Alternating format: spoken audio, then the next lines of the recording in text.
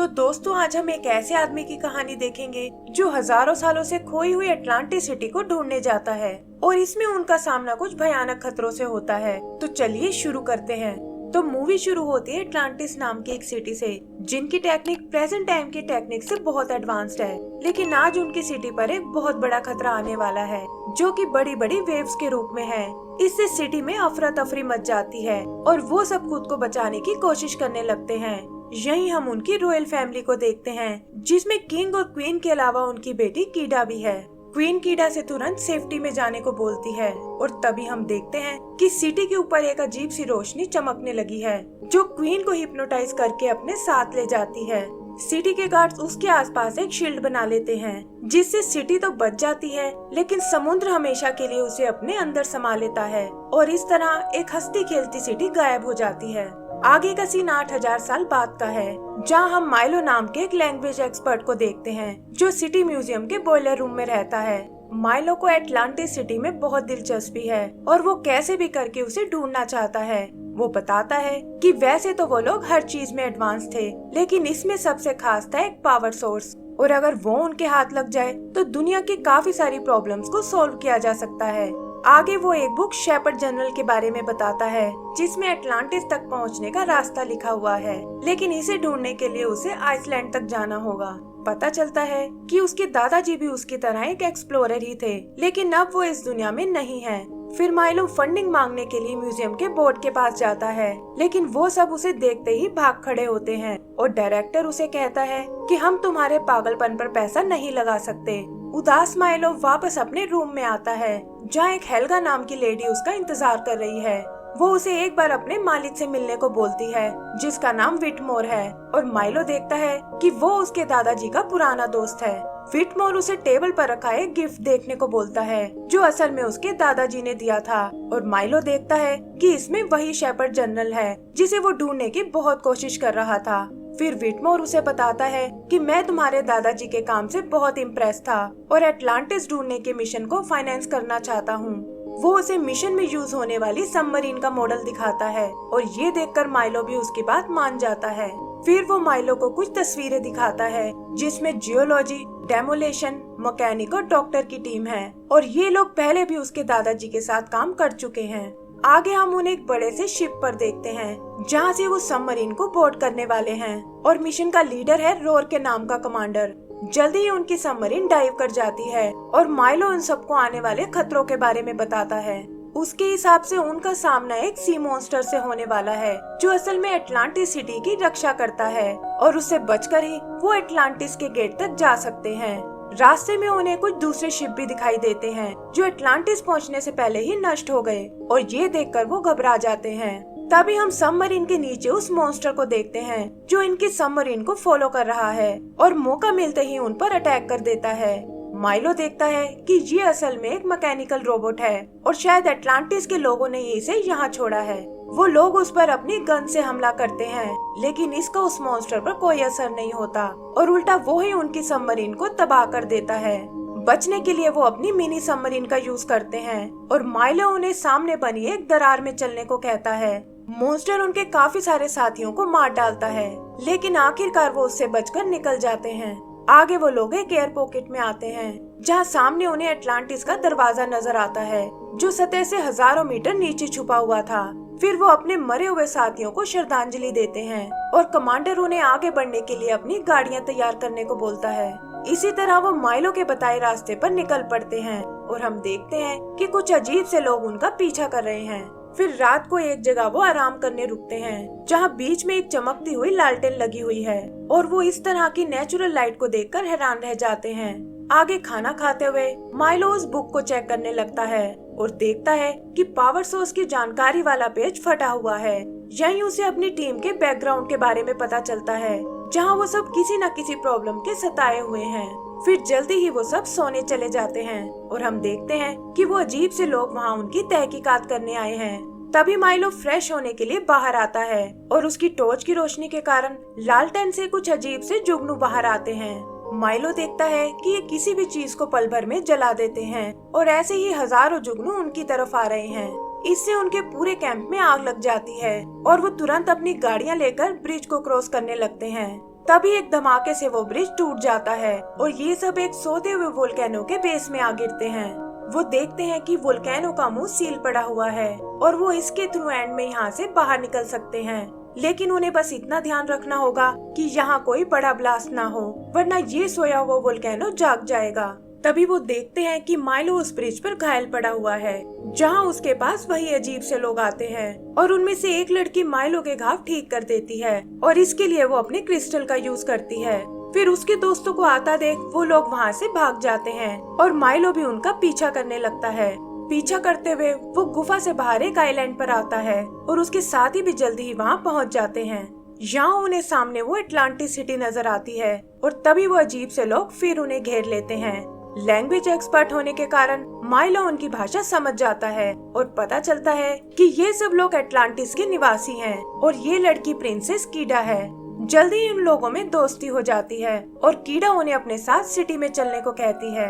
वहाँ वो सब सिटी के किंग से मिलते हैं, जो उन्हें इस तरह यहाँ देखकर बिल्कुल खुश नहीं होता और कहता है कि तुम जिस चीज की तलाश में आए हो वो तुम्हें यहाँ कहीं नहीं मिलेगी और तुम लोगों को अभी यहाँ से वापस चले जाना चाहिए।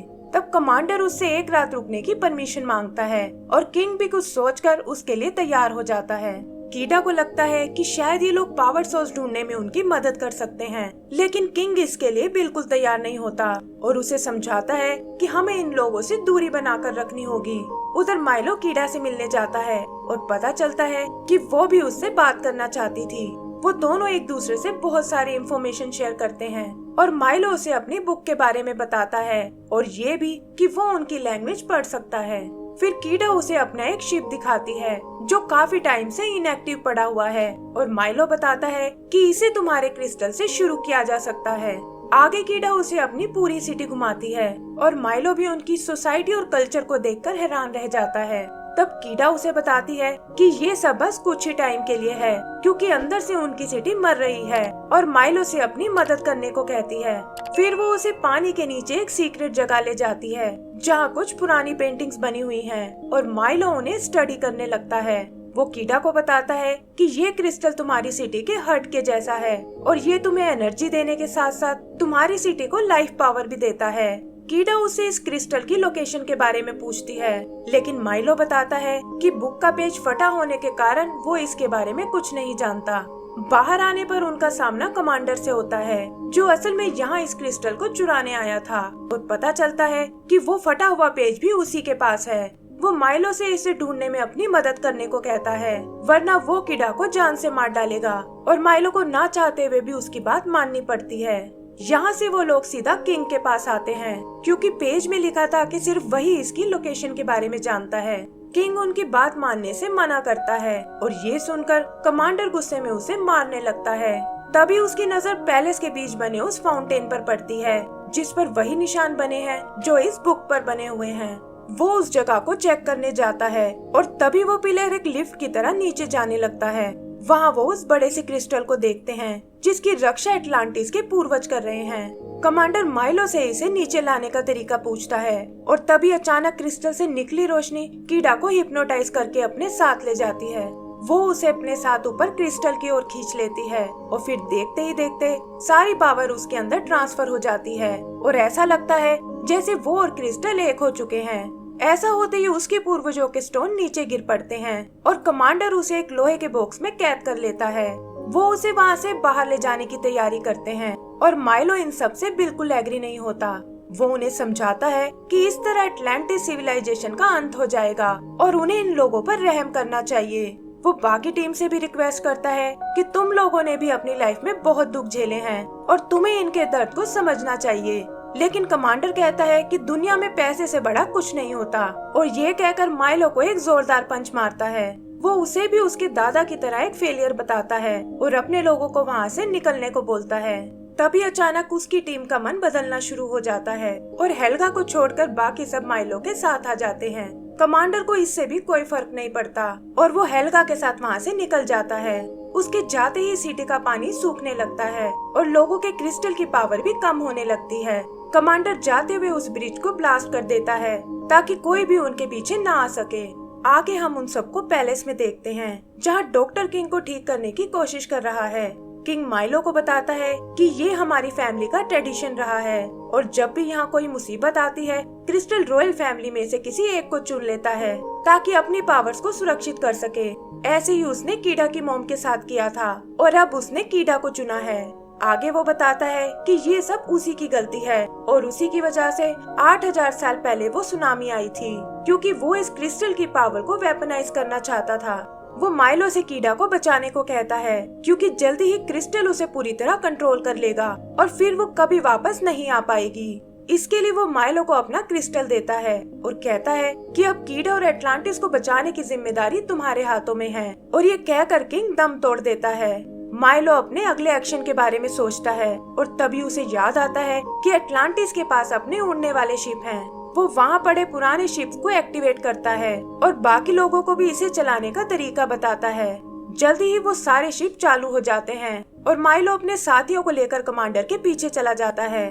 उधर कमांडर के लोग ब्लास्ट करके वोल्केनो के मुंह को खोल देते हैं और एक बैलून की मदद से वहाँ से निकलने का प्लान करते हैं। तभी वो माइलो और उसके साथियों को आते हुए देखता है और वहाँ उनके बीच में एक जंग शुरू हो जाती है।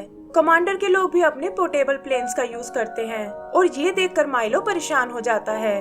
फिर वो देखते हैं कि उनके शिप में भी अटैक करने की पावर है और इससे पूरी गेम पलट जाती है। कमांडर भी ये देखकर अपने बैलून की स्पीड बढ़ा देता है और कीडा को बचाने के लिए माइलो सीधा उस बैलून में क्रैश कर देता है। कमांडर देखता है कि उनकी स्पीड स्लो हो रही है और लोड कम करने के लिए वो अपने ही साथी हेल्गा को नीचे गिरा देता है। तभी माइलो वहां आकर उस पर अटैक कर देता है और उन दोनों में लड़ाई शुरू हो जाती है। हेल्गा को कमांडर के इस धोखे से बहुत दुख होता है और वो एक गन से बैलून को नष्ट कर देती है। कमांडर गुस्से में माइलो पर एक कुल्हाड़ी से हमला करता है और इसी चक्कर में वो उस बॉक्स के ग्लास को तोड़ देता है जिसमें कीडा कैद है। माइलो उस ग्लास का एक टुकड़ा उठा लेता है और उसे कमांडर के हाथ पर हमला करता है। ग्लास में क्रिस्टल की पावर होने के कारण कमांडर का शरीर भी क्रिस्टल में बदलने लगता है और जल्दी ही वो एक मॉन्स्टर बन जाता है। फिर हम उसे माइलो पर दोबारा अटैक करते हुए देखते हैं, लेकिन रोटर ब्लेड उसके शरीर को चकनाचूर कर देता है और माइलो उस बॉक्स के साथ नीचे आ गिरता है। तभी वो बैलून भी वोल्केनो के बेस से टकराता है, जिससे वहाँ एक बड़ा धमाका होता है और वो उस वोल्केनो को एक्टिव बना देता है। वो लोग बॉक्स को चैन से बांधकर वहाँ से निकल जाते हैं, लेकिन देखते हैं कि लावा तेजी से उनके पीछे आ रहा है। आगे वो लोग वापस सिटी में आते हैं, जहाँ माइलो कीडा को उस बॉक्स से बाहर निकालता है और ऐसा करते ही एटलांटिस सिटी में फिर से पावर आ जाती है। उनके पूर्वजों के पत्थर भी एक्टिव हो जाते हैं और कीडा को हवा में उठाकर तेजी से उसके आसपास चक्कर लगाने लगते हैं। फिर उससे एक रोशनी बाहर आती है जो सिटी के पुराने गार्ड्स को जिंदा कर देती है और वो सब वहाँ एक शील्ड बनाने लगते हैं। जल्दी ही लावा सिटी तक पहुँच जाता है और उसे अपने अंदर समा लेता है, लेकिन शील्ड की पावर उसे जमा देती है और इससे लावा की परतें टूटकर नीचे गिरने लगती हैं। सिटी का पानी फिर से बहने लगता है और वहाँ सब कुछ नॉर्मल हो जाता है। तभी माइलो देखता है कि कीडा अपने नॉर्मल रूप में नीचे उतर रही है और वो भागकर उसे पकड़ लेता है। कीडा उसे अपने बचपन वाला कड़ा दिखाती है जो चाहते हुए उसकी मॉम अपने साथ ले गई थी और फिर माइलो को गले से लगा लेती है। सब लोग एटलांटिस को पहले वाले रूप में देखकर बहुत खुश होते हैं, खासकर माइलो और कीडा। आगे वो लोग एक बड़े से शिप से वापस जाने लगते हैं और उनकी मदद के बदले कीडा उन्हें ढेर सारा खजाना ऑफर करती है। माइलो कीडा के साथ यहीं रहने का फैसला करता है और एक एक करके उसके सभी साथी उससे अलविदा लेते हैं। फिर सब लोग मिलकर एक फोटो खिंचवाते हैं जो उसकी टीम मिस्टर विटमोर को दिखाती है और कहती है कि हमारे अलावा वहाँ कोई जिंदा नहीं बचा। विटमोर को ये सुनकर बहुत दुख होता है और तभी वो देखता है कि माइलो ने उसके लिए एक गिफ्ट भेजा है। खोलने पर उसे उसमें एक क्रिस्टल नजर आता है जो माइलो ने सिर्फ इसलिए भेजा है ताकि उसकी और उसके दादाजी की बात प्रूव हो सके और ये पाकर विटमोर बहुत खुश होता है। आगे का सीन एटलांटिस का है जहाँ कीडा अपने पिता के पत्थर को आखिरी विदाई दे रही है और वो उड़ता हुआ अपने पूर्वजों के पास चला जाता है जो सिटी पर तैरते हुए उस क्रिस्टल की रक्षा कर रहे हैं। और इसी के साथ हमारी ये मूवी खत्म हो जाती है। तो दोस्तों, अगर आपको ये मूवी पसंद आई हो तो प्लीज हमें लाइक एंड सब्सक्राइब करना ना भूलें। Thank you.